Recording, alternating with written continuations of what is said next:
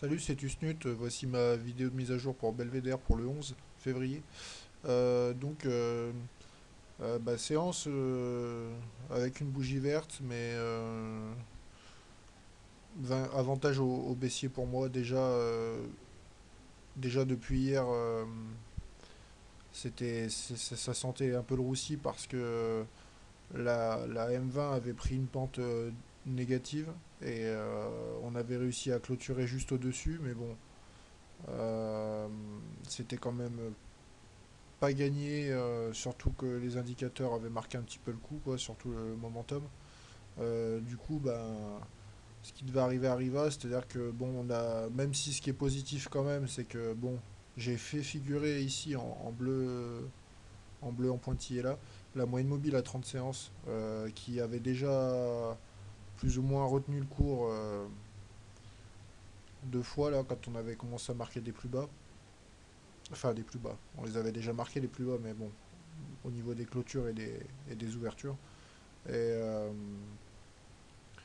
et en fait, on voit que le plus bas du jour ont été achetés direct, hein. Il y avait déjà un support qui est situé sur cette zone là des 59,75 et ça a été racheté. On a même été chercher au niveau des plus hauts la nouvelle fourchette d'Andrews en bleu que j'ai tracée avec les derniers plus hauts là.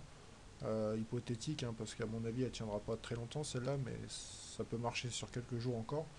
Euh, Donc on a essayé de s'en affranchir, mais encore une fois, les retracements de Fibonacci des 23,6% de la hausse des 74 euros là. Donc c'est sur le niveau des 61,29. Encore une fois, on est venu échouer juste en dessous en fait. On a échoué entre les deux quoi. Et du coup, patatras, les baissiers ont repris l'avantage. Et successivement, on a enfoncé le support qui est à 61. Celui qui est ici, là, sur les 60 euros, 69 à peu près, quoi, 70.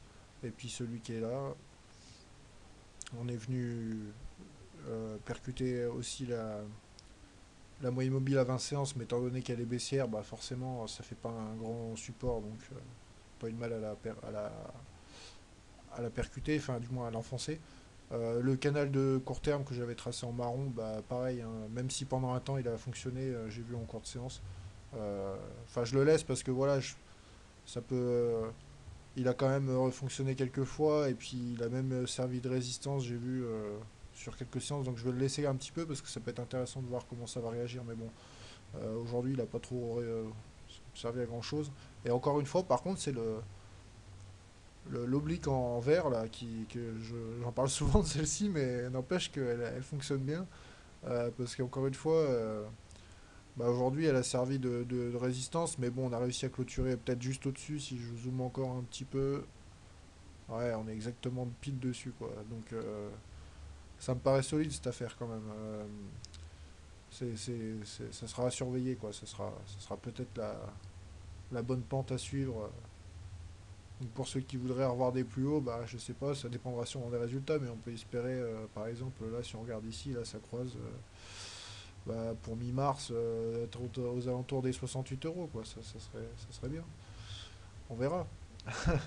Donc, pour revenir à nos moutons, euh,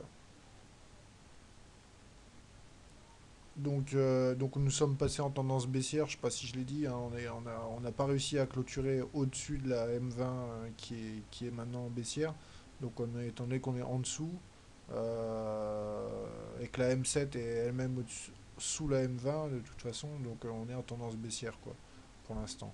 Bon, par contre, j'ai vu, oui, aussi la M7 qui passe là en violet, ici, là.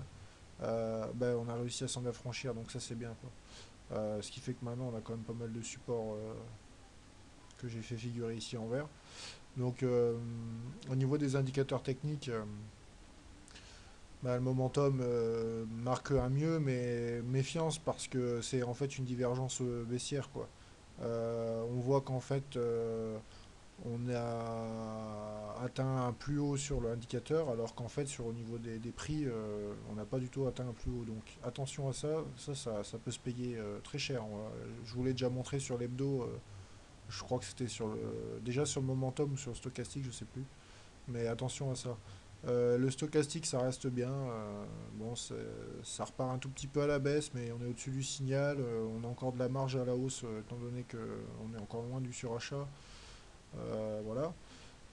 Le MACD, bah, ça change pas grand-chose hein, depuis maintenant un bon moment. On est toujours positif dans les valeurs, mais sous le signal.